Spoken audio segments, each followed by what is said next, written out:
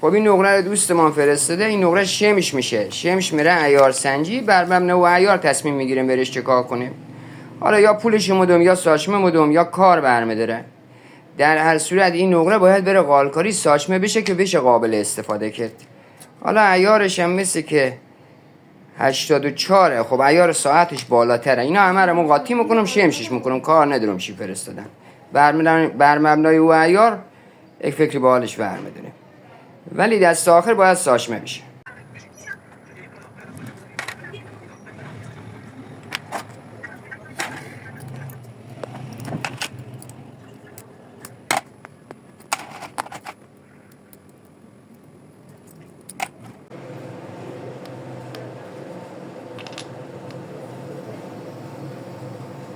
این که استیله، این هم که مثل اینا هم که نقره دیگه.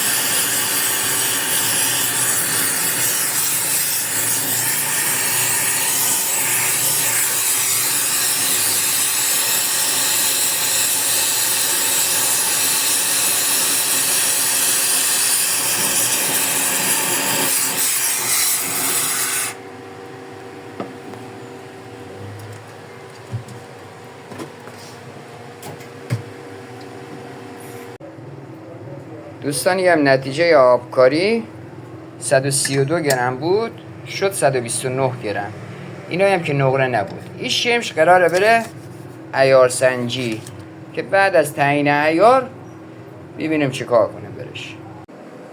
دوستان رو گل نقره که عیارش 84 بود، ساعت هم که 92 بود، اینا رو شمش کردیم بردیم عیار سنجی، عیار 83 جواب داد که منطقیه.